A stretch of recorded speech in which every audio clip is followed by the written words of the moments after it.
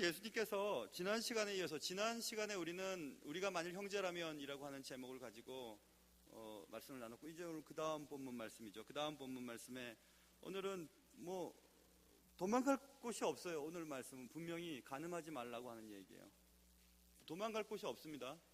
도망갈 곳이 없어요. 그래서 오늘 결혼한 자들과, 제가 제목을 잘못 쓴 것 같아요. 그 다음에 가로 열고 결혼할 자들도 포함되는 것인데, 내가 결혼한 자들이라고만 했어요. 결혼할 사람들도 더 중요하거든요. 결혼할 사람과 결혼한 사람, 그리고 또 결혼을 다시 할 분이 계시다면 다시 할 사람도 포함됩니다. 오늘 말씀을 통해서 결혼한 자들과 결혼할 자들, 또 결혼을 다시 생각하고 있는 자들 잘 들으시고, 무엇을 잘못했는지 또 어떻게 해야 되는지 깨닫고 각각 은혜 받는 시간 될 수 있기를 주님의 이름으로 축원합니다. 자, 오늘 본문은 도망갈 데가 없어요. 그냥 또 간음하지 말라 하였다는 것을 너희가 들었지만 나는 너에게 말한다. 음욕을 품고 여자를 보는 자마다 마음에 이미 간음하였다. 도망갈 곳이 없어요. 도망갈 곳이 없지요. 이런 본문 말씀 넘어갈 수 있겠지만 넘어가서는 안 돼요. 하나님이 주시는 말씀이니까. 간음하지 말라라고 하는 헬란말 모이케우오라고 하는 모이케우오 단어는요, 성적인 범죄에 쓰이는 단어예요. 일반적으로 성적 범죄. 그러니까 특별히 배우자를 두고 다른 배우자와 불법으로 저지르는 성적 범죄에 쓰이는 단어가 모이케우오예요. 배우자가 있어요. 그리고 배우자를 두고 다른 배우자와 성적 범죄를, 그러니까 결혼한 자들에 해당되겠죠. 결혼하지 않는데도 배우자가 있는 사람은 없잖아요. 그렇죠? 그러니까 내 배우자가 있음에도 다른 배우자와 불법으로 저지른 성적 범죄의 모든 것을 모이케우오라고 하는 단어로 쓸 수 있거든요. 그러니 이 모이케우오라고 하는 단어 속에서 하나님은 왜 모이케우오, 다른 배우자와의 성적 범죄를 하지 말라고 말씀하시는가? 지금도 물론 이거는 굉장히 죄지만 그 당시 때요. 그 당시 때 모세가 십계명을 받았을 때, 그리고 예수님이 이렇게 말씀하실 때에는 배우자 이외의 성적 범죄가 흔했어요. 어려운 일이 아니었거든요. 아무 여자나 그냥 돈 주고 혹은 지나가다가 혹은 여러 여자들을 만나서 결혼하고 얼마든지 그럴 수가 있었을 그때에 간음하지 말라. 내 배우자 이외에 다른 배우자와 성적 범죄를 저지르지 말아라 라는 것은 사실은 굉장히 설득력이 없어 보이는 말씀이에요. 당대의 문화적인 또 사회적인 일반적인 사람들의 사고 속에 이런 말씀을 하시는가 라고 할 만큼 쇼킹한 말씀이었기 때문에 그렇습니다. 왜 간음하지 말라고 하나님께서는 말씀하시고 율법의 요약이라고 하는 10계명 중에서 7번째 제7계명 7번째 계명 나, 너하, 안부, 살, 간음 7번째 왜 하나님이 명시하셨을까? 간음하지 말라고. 여러분, 간음의 영향력이라고 하는 최근에 테드라고 하는 아주 짧은 시간에 이렇게 강연하는 미국 테드라고 하는 강연 그게 있어요. 유튜브나 인터넷에 테드를 한번 보세요. 테드를 보면 아주 훌륭한 분들의 강연들이 많이 나오거든요. 테드에서 제가 얼마 전에 불륜에 관한 내용들, 불륜 전문가의 강의를 세 분의 것들을 이렇게 쭉 보면서 놀라운 사실을 또 하나 알게 되었는데, 그것은 뭐냐면 간음의 영향력이라고 하는 것은 결혼 생활에 있어서 아주 심각한 데미지를 입힌다는 거예요. 심각한 손해를 입히는 것인데, 그것을 쉽게 생각하는 경향이 있다는 불륜 전문가 박사예요. 정신의학 박사. 액센트는 프랑스 사람 같은 액센트로 영어로 얘기하는데, 그는 얘기할 때 자신은 프랑스 사람 아니라고 마지막에 이제 위트 있게 말을 하는 그 의사 선생님들 이름을 잊어버렸어요. 여자 선생님들. 그 외에 불륜 전문가에 대한 테드 강연이 한 몇 개 올라와 있어서 쭉 다시 보고 다시 봤습니다. 거기서 아무튼 공통적인 것은 간음의 영향력은 우리가 상상할 수 없을 만큼 결혼 생활에 큰 타격을 준다는 것이었습니다. 이게 얼마나 중요한 문제냐면 31절과 32절에 이것은 마태복음 19장인가 한번 또 나오는데요. 이혼에 대한 얘기. 너희들 어떻게 생각하냐? 아예 모세가 이혼 증서 쓰라고 그러면 그렇게 했습니다. 그 법입니다. 그래? 음행한 연고 없이 아내를 버리는 자는 그로 간음하게 한다. 이렇게 말씀하시면서 음행한 이유 없이 아내를 버리면이라고 주님이 지금 말씀하셨잖아요. 모세도 얘기했잖아요. 이 말은 무슨 말이냐면 그래 음행하면 이혼할 수 있어 이 뜻이 아니고 이혼하는 사유가 음행이라고 하는 너무 큰 거에 부딪히면 이혼할 수밖에 없다는 얘기예요. 자, 결혼이라고 하는 것은 두 몸이 한 몸이 되는 것입니다. 그래서 제가 한 주 전인가 2주 전에 말씀드렸잖아요. 설교 시간에. 이혼한다는 것은 한 몸이 쪼개지는 것입니다. 쪼개지는 것은 쪼개진 대상 두 쪽은 다 살 수 없어요. 못 살아요. 살 수 있는 것이 아니에요. 그런데 그럼에도 불구하고 음행을 했으면 이혼을 해라. 그래 그러면 이 말은 무슨 말씀이에요? 한 몸으로서 살기 어렵다는 거예요. 음행을 한 경우에는 배우자와 한 몸으로 살아갈 수가 없다는 것입니다. 그러니까 못 사니까 그래 그럴 때는 이혼을 해라. 이혼을 안 했을 때 만약에 상대방을 죽이고 싶은 마음에서 죽여버리면 어떻게 할까요? 한 가정이라고 하지만 한 몸처럼 함께 생각을 공유하지 못하고 그냥 한 집안에 살지만 몸 따로 마음 따로 생각 따로. 그렇다면 무슨 의미 있게 가정생활이 유지된다고 말할 수 있을까요? 그러니까 음행한 연고 없이는 이혼할 수 없다. 이 말은 그래 음행하면 이혼하자는 얘기가 아니에요. 이 말은 음행이라고 하는 것이 얼마나 무게가 있으면 한 몸을 쪼개서라도 차라리 이혼하는 게 낫다는 겁니다. 한 몸으로는 못 산다는 거예요. 그 말은 간음이라고 하는 것이 부부 생활에 있어서 얼마나 큰 타격을 준다는 사실들을 무게로 짐작할 수 있는 내용이죠. 분명히 이 말씀은. 그럼에도 불구하고 한국에 이제 간통죄가 폐지됐고 뭐 대선 굉장한 유력 주자는 합의에 의한 관계였습니다라고 얘기하면서 법적인 태도를 지금 면회하려고 하는 걸 봐도 이 참 보기가 참 안타깝습니다. 그럼 정말 그 아내를 2번, 3번 죽이는 일이잖아요. 그렇잖아요. 법적인 것들을 모면하기 위해서 그렇게 법리적인 태도를 가지고 줄곧 이렇게 나가지만은 제가 볼 때 너무 딱한 것이 되어버렸어요. 근데 교회에도 그런 게 있어요, 여러분. 교회에도 그런 문제 때문에 가정들이 깨어지는 일들이 있습니다. 너무 그런 것들이 많아졌어요. 가정이 깨어지진 않더라도 교회 내에 그리고 뭐 청년들 가운데 이런 일들이 엄청나게 벌어진다는 것도 다 인지하고 있는 것입니다. 왜 그럴까요? 주님께서 말씀하신 이 간음이라고 하는 것, 배우자의 테두리 내에서의 성적인 것을 떠나서 배우자를 두고 다른 배우자와 혹은 배우자 이외의 사람과의 성적 범죄가 얼마나 큰 영향을 주고 얼마나 큰 무게를 준다는 사실을 그냥 인정하지 않으려고 하고 그렇게 덤벼드는 것입니다. 죄도 아닌데요, 뭐. 죄도 아닌데 간통죄가 어디 있어요? 하고 시작하는 거죠.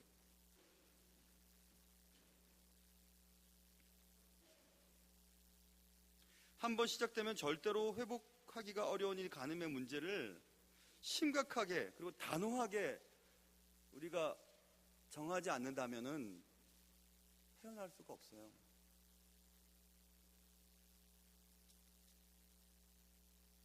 아까 말씀드린 것처럼 십계명을 내려주실 때 혹은 예수 그리스도께서 계셨을 이때 뭐 간음 정도야 뭐 윤리적인 수준이 지금 생각하고는 다릅니다.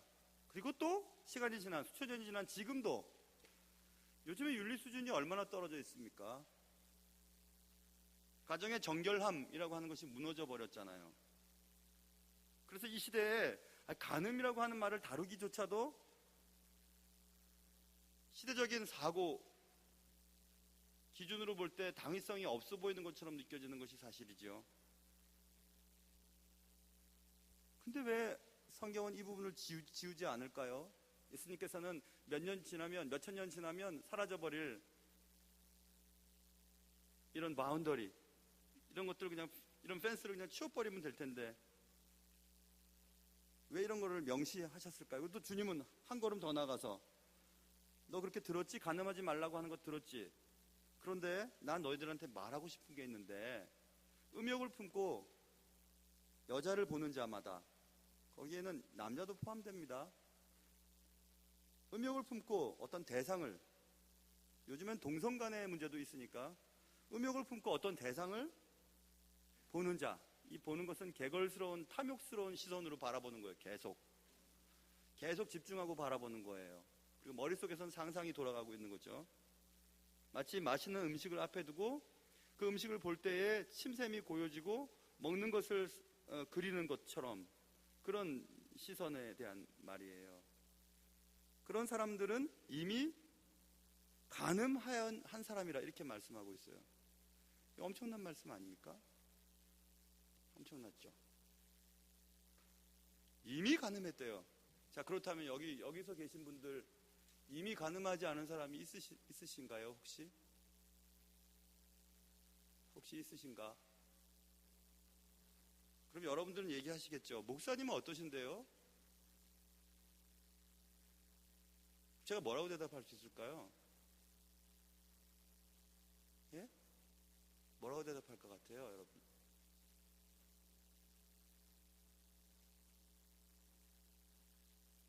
이런 말씀을 왜 예수님이 주셨을까요? 우리에게. 어떤 대상을 향하여 음욕을 품는 자마다 이미 간음한 자라 말씀하신 이 말씀은 도대체 어떻게 받아들여야 될까요? 감당할 수도 없는 말씀을 해놓으시고 우리들 고민하라고 던져주신 말씀일까요? 그것은 아니거든요. 그건 아니에요. 예수님께서 이렇게 강력하고 예수님답지 않은 말을 하실 때는 분명한 이유가 있으실 때예요. 이 말씀은 이렇게 이해할 수 있습니다. 자, 보세요. 음욕을 품고 어떤 대상을 쳐다보는 자는 이미 간음했다라고 하는 예수님의 말씀은, 이미 마음속에 음욕을 품기 시작하면 결과가 어떻든 그는 이미 간음한 자다, 이렇게 이해를 할 수 있고, 또 한 가지는 이미 그런 생각을 가지고 마음속에 시작이 됐어요. 그런 생각들이. 그러면 결국 목적지까지 도달할 수밖에 없음을 말씀하고 있는 것이죠. 인간은 그래요, 여러분. 누구를 미워하는 마음을 갖고 있으면 어느 순간 어느 때에 그 미워함이 드러나게 되어 있습니다. 드러나게 되어 있어요. 어떤 방식으로든지. 또 사랑도 드러나게 되어 있어요. 마음을 숨길 수가 없죠.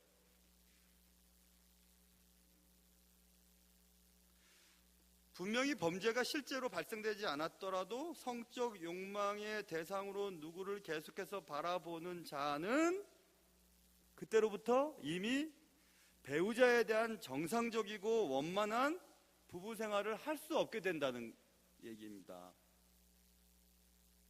누군가 내가 내 배우자 이외의 다른 이성이나 동성을 향해 관심을 기울이고 있을 때 내 배우자를 향한 나의 온전한 사랑에 데미지가 입혀지는 거죠.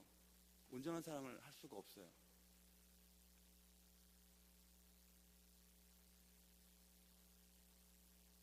죄라고 하는 것의 일반적인 속성을 한번 보면, 죄는 절대로 타협되지 않습니다. 죄라고 하는 것은 타협 안 합니다. 이거 하나 줄게, 이렇게 합시다. 안 돼요. 죄는 끝까지 가요. 성적인 죄도 마찬가지입니다. 끝까지 가게 되어 있어요. 어떤 방식으로든지 끝까지 가게 되어 있거든요. 그러니까 여기까지만, 이 정도까지만 하면서 타협이 안 되는 것이 성적 범죄입니다. 일단 시작이 되면 끝까지 가야 되는 것이 성적 범죄이기 때문에 죄의 속성 가운데 하나인 죄는 타협하지 않고 결과를 보게 되어 있다라고 하는 것에서 예외일 수가 없어요. 성적인 범죄는. 그러므로 우리는 해야 할 일이 있는데, 그것은 성적 욕망을 가지고 어떤 대상을 계속해서 바라봐서는 안 된다는 얘기죠. 이 말은 우리가 보는 것을 얼마나 조심해야 하는지를 알려주고 있고, 결국 어떤 대상을 주의 깊게 집중하는 동안 우리의 머리와 우리의 생각과 우리의 관심은 끝을 향해 나아가고 있음을, 이미 시작되고 있음을 기억해야 해요.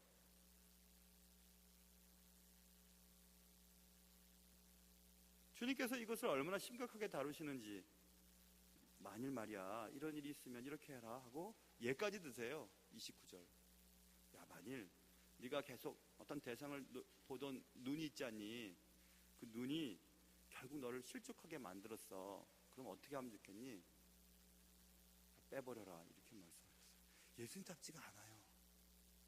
예수님이 이러신 분이 아닌데 그렇게 말씀하세요. 또 만일 네 손이 어쩌다가 손으로 범죄하게 됐어요. 손이 너를 범죄케 했어요. 그럼 어떻게 하면 좋겠니? 찍어버려라. 예수님답지 않아요. 거기서 오른 눈, 오른 손은 중요성을 말하는 거예요. 둘 중에 하나가 아니고 오른 눈, 오른 손, 너무너무 중요하죠. 몸에 힘, 그리고 오른 눈. 그건 잘 모르겠어요. 왼눈과 오른 눈이 무슨 차이가 있는지. 그러나 오른 white하고 left는 히브리 사람들의 생각 속에는 완전 다른 거예요. 그런데 오른 눈과 오른 손이 파내어지고 찍혀서 버려도 그게 낫다는 거예요. 그 말은 무슨 말씀입니까? 굉장히 중요하지. 그거 굉장히 중요하지만 이것보다는 낫다는 거죠. 그게 뭔데요? 그건 지옥에 던져지는 것보다 낫다는 거죠. 이게 엄청난 얘기예요. 이거 이상한 얘기만 하시는 것 같아요. 요즘에 예수 믿으면 구원받아야지 무슨 지옥에 던져지나요? 여러분, 예수를 믿으면 그렇게 안 해요. 할 수가 없어요. 그럼 결국 그런 일이 벌어졌다는 것은 뭐냐면 예수를 안 믿는다는 얘기예요. 혹은 예수를 믿었던 내가 여러 가지 죄를 그냥 타협하고 양보하고 그냥 넘어감으로 성령의 충만함, 그러니까 성령의 나를 향한 지배력, 혹은 제가 자주 쓰는 성령의 장악, 우리를 장악하는 장악력이 이렇게 느슨해져 버리는 거예요. 그러면 우리는 끝도 없이 달려가게 됩니다. 여기 계신 분 똑같아요. 저를 포함해 똑같습니다. 하나님이 그런 자리로, 그런 위치로, 그런 환경에서 우리를 구원해 주셨길래 여기 있는 거지, 그렇지 않으면 우리 다 넘어집니다. 다 넘어져요. 그러니까 하나님이 말씀하시기를 원래부터 시작부터 하지 말라는 얘기예요. 시작부터 아예 생각지도 말라는 것입니다. 여기까지만 가란 것이 아니고 여기까지만, 이번만 이게 아니라는 얘기예요. 그거 안 된다는 얘기입니다. 이미 보기 시작했으면 갔다는 얘기예요. 그만큼 중요하다는 것입니다. 그만큼 하지 말라는 얘기예요. 그렇게까지 얘기를 하고 계셔요. 주님이 이런 어투로 얘기하신 법이 있으셔요? 이렇게 폭력적이고 이렇게 심각한 어투로 말씀하신 적은 거의 없으셨는데 왜 이거 이렇게 예민하게 보이시지? 왜냐하면 결혼은 하나님의 작품이고, 하나님이 결혼을 통해서 경건한 자손을 만드시고 이 땅에 하나님의 나라를 이루시기 위한 토양이 가정이에요. 가정. 근데 가정이 뒤틀려져 버리면 아무것도 안 돼요. 아무것도. 가정이 형편없는데 교회 생활 잘한다고 다 거짓말이에요. 자기 아내 사랑하지 못하고 자기 남편과 관계도 좋지 않은데 무슨 교회에서 무슨 일을 한다고, 틀린 말이에요. 그거 옳은 태도가 아닙니다. 결혼과 교회는 같아요. 다른 것이 아니에요. 주님답지 않죠? 눈을 파버리라니, 아니 손을 찍어버리라니, 이게 무슨 말씀이세요 도대체? 그래도 그게 낫지 않겠니? 지옥 가는 것보다? 온몸이 다 영향을 받는 것보다 그게 낫지 않겠니? 이렇게 말씀하시는 거죠. 근데 여러분, 또 한 가지 더 나가보면 우리가 눈을 파낸다고, 손을 찍어버린다고 그게 해결될 것 같아요? 안 됩니다. 두 눈 다 뽑혀도 할 짓은 다 합니다. 두 다리 다 잘려도 할 짓은 다 할 수 있어요. 그게 인간이거든요. 아무리 대단한 어려움을 당하고 대단한 고통을 겪어도 사람의 속성이 달라지질 않아요. 근데 왜 주님이 이렇게 말씀하셨을까요?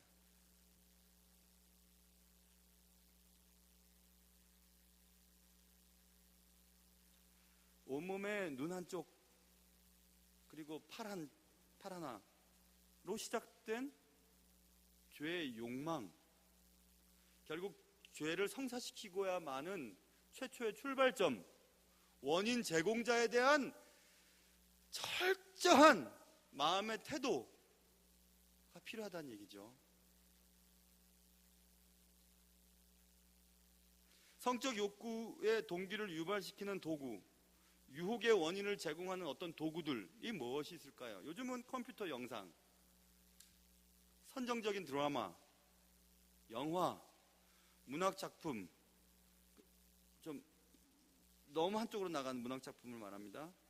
또 어떤 장소와 어떤 환경, 여러분 각자의 삶 속에서 찾아보세요. 있어요. 아예 가지 말라는 거예요. 아예 시작하지도 말라는 것입니다. 아예 들춰보지도 말라는 얘기예요. 성적 욕구, 욕망을 촉발시키는 어떤 것을 시작도 하지 말라고 주님이 말씀하고 있죠. 예수님께서, 온유하신 예수님께서 이렇게 과격하신 말씀을 하시는 이유가 도대체 뭘까? 예수님은 죄가 가져다 줄 치명적인 비극, 결말을 이미 다 내다보고 계시는 거예요. 야, 너 하나 지옥 가는 건 상관 안 해.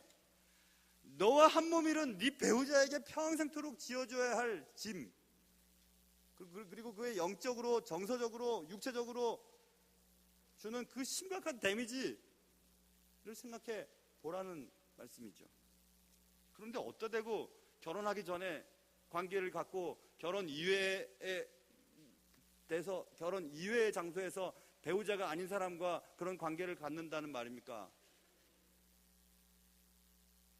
너무 쉽게 생각하는 건 아닐까요? 요즘 어떤 시대인데요? 요즘 다 그렇게 사는데요. 아니에요. 그렇게 생각하면 안 돼요. 주님은 분명히 말씀하셨으니까.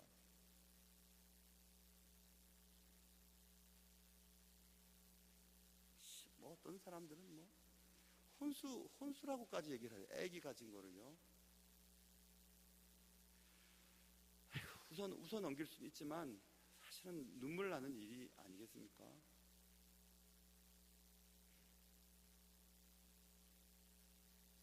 생각해보세요. 오늘 주님이 말씀하셨잖아요. 야, 네 백체 중 하나가 없어지고 온몸이 지옥에 던져지는 것보다는 낫지 않겠니?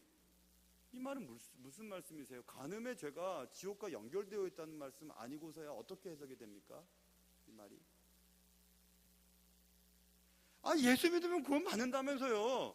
예수 안 믿는 거라니까요. 예수를 잠시 잊었던 거라니까요. 그럼 어떻게 해야 되죠? 이런 고민에 빠졌을 때 어떻게 해야 되죠? 지옥이라고 하는 것은 끝없음, 바닥이 없음, 게헨나라고 하는, 게헨나는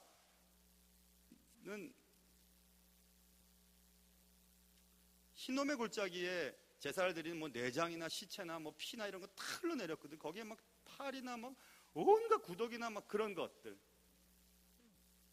그런 어근을 갖고 있죠. 그런 지옥. 그래서 이 문자적인 의미, 게헨나의 문자적인 의미는 퍼니시먼트 앞에 에버레스팅, 영원토록 처벌이 있어요.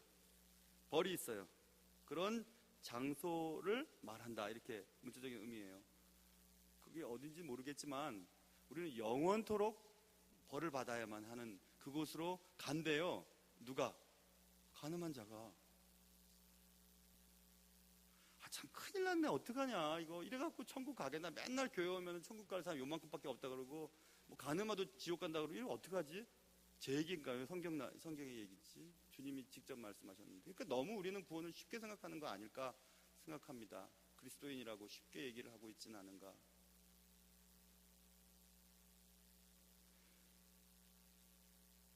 그래, 우리 부목사님들한테는 제가 철저하게 얘기합니다. 철저하게. 우리 교회 아픔도 있었고 한번 철저하게 얘기를 하는 것은 아내 잘해줘라. 아내한테 잘해. 사모님들한테 잘해라. 그런 얘기 얼마나 많이 하는지 몰라요.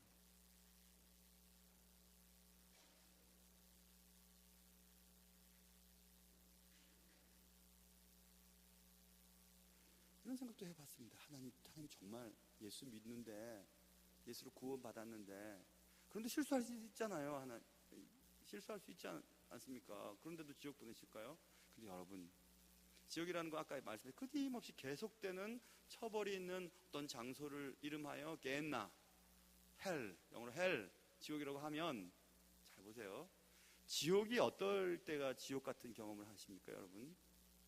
여러분과 제가 인간이잖아요. 인간이 제일 견디기 쉬운 게 뭐냐 하면요, 관계가 틀어졌을 때 제일 힘들어요. 돈이 없는 거 이 정도가 아니고 관계가 틀어졌어요. 그런데 그 관계가 틀어진 사람이 누구냐면 남이면 괜찮아요. 안 보면 그만이죠. 그런데 평생 나와 한 몸이라고 언약했고 나와 평생 살아야 돼요. 또 그 사람과의 사이에서 애까지 있어요. 그런데 그 사람과 관계가 뒤틀렸어요. 그럼 그게 지옥 아니에요? 그렇게 살아가는 게 지옥 아니겠습니까?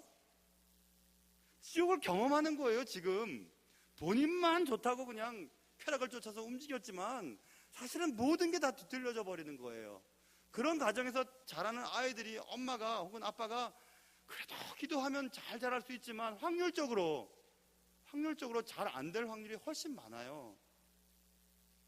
아빠가 막 화잘 내는 아빠, 그리고 또 엄마가 막 잔소리 많이 하는 엄마, 잔소리 나쁜 쪽에 많은, 좋은 쪽에 잔소리 많은, 나쁜 쪽에 막 잔소리 맨날 그냥 째장째장 거리는 엄마, 혹은 교회 얘기만 맨날 집에서도 뭐 교회 험담만 하는 엄마, 아빠, 교회 갈 때랑 집에서의 모습이 다른 엄마, 아빠, 그런 것들을 보면 아이들이 지옥을 경험하는 것입니다. 지옥. 사랑이라고 말하고 교회에서는 사랑이라고 얘기하는데 와보니까 용딴판이거든요. 지옥을 경험하는 아이들이 지옥에서 무슨 천국 자식이 나올 수 있겠어요. 지옥 자식만 나올 뿐이죠. 나 교회 안 가요. 아빠는 아빠대로 하세요. 난 교회 안 갑니다. 아무리 가라도 안 돼요. 지금까지 습득되어 있는 게 있는데요. 뭐 습득되어 왔는데요. 그게 지옥이죠. 내 때의 신앙이 끊어지고 내 자녀의 신앙이 막혀있고 나의 가장 가까운 배우자와 관계가 뒤틀려 있고 그러므로 말미암아 관계가 뒤틀려 있는 속에서 계속 살아야 되니 그게 지옥 아니겠습니까? 그 지옥이죠. 천국은 뭔데요? 모든 관계가 회복되는 것이 천국이잖아요. 너나 나나 원수가 없어요. 다 사랑해요. 다 사랑하는 게 천국이죠. 그래서 가정의 천국도 될 수가 있고 지옥도 될 수가 있어요. 가정이. 교회도 마찬가지입니다. 관계가 뒤틀려 있고 서로 용서하지 아니하고 막 눈 흘기고 막 등지고 막 싸나운 얼굴을 하고 용서하지 아니하고 막 돌아다니고 이런 교회에서 무슨 천국을 경험할 수 있겠어요? 그래서 교회 안 가는 거예요. 저래도 교회 가기 싫을 것 같아요. 목사인 저도. 목사니까 교회 오지. 만약에 그런 교회 내가 다닌다면 난 안 갈 것 같아요. 교회. 내가 목사라도 안 할 것 같아요. 그런데 뭐하러 가겠어요? 교회와 가정은 천국을 경험할 수도 있고 지옥을 양태시킬 수도 있기 때문에 그렇습니다. 그래서 간음을 한 자는 지옥을 경험하게 될 거예요. 이 땅에서. 그가 하나님의 은혜로 천국이라고 하는 장소에는 갈 수 있을지는 모르지만 이 땅에서 삶을 살아가는 동안 내도록 계속 지옥을 경험하게 될 것입니다. 나는 괜찮아요. 나는 아무렇지도 않아요. 괜찮아. 오케이. 그러나 그의 자녀들이 지옥을 경험하게 될 것이에요. 자녀들도 자 공부 잘하는데요? 그러면 그의 아내와 남편이 지옥을 경험하고 있을 겁니다. 내가 평생을 그를 사랑하고 그와 함께 해야 될 내 배우자에게 제일 못된 짓이 그거예요. 그래서 성경은 다른 모든 죄는 다른 사람한테 짓는 죄지만 간음은 내 몸에게 짓는 죄라고 말하잖아요. 내 몸에 짓는 죄이기 때문에 하나님이 나와 한 몸인 내 배우자에게 죄를 짓는 것이에요. 그것은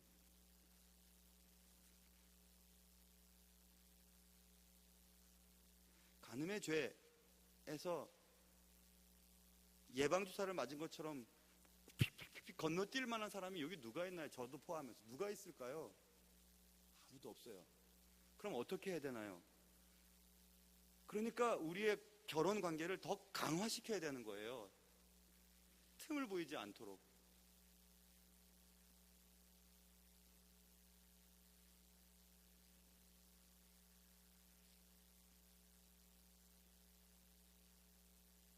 바울이 바울서신에서 젊은 교역자들에게 얘기하죠. 목회서신에서. 야, 나이 든 여자들은 다 엄마처럼 여기고 나이 젊은 여자들은 다 자매처럼 여기고 가족으로 여겨야 된다고 얘기하죠. 맞아요. 가족이에요. 가족으로 서로 사랑하고 뭐 그런 거야 얼마든지. 그건 바울 혹은 바울의 후임자 목사님 정도 가능할까요? 하긴 뭐 요즘엔 희한한 사람들도 있지만은 정신을 바짝 차려야 됩니다. 요즘 같은 세상에. 정신 바짝 차리지 않으면 너도 나도 다 넘어져 버립니다. 다 넘어져 버려요. 절대로 예외인 사람은 아무도 없습니다. 아무도 이 부분에 있어서 완벽하다고 얘기할 수 있는 사람은 아무도 없어요.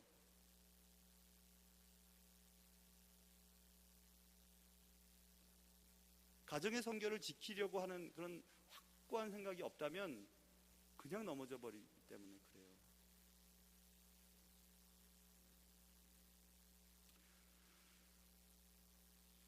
우리는 지금 사단이 우리를 넘어뜨리려고 얼마나 많은 방식으로 우리를 노리는지 여러분 잘 아시잖아요.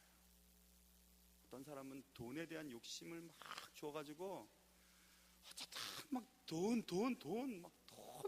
하는 사람이 있고, 어떤 사람은 막 쾌락만 쫓아다니고,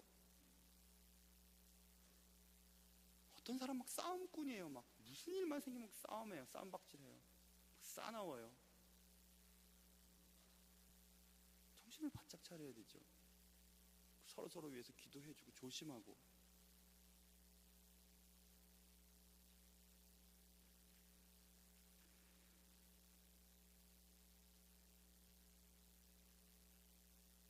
이제 성경의 한 구절 말씀을 읽어드림으로 오늘 말씀을 마치려고 해요.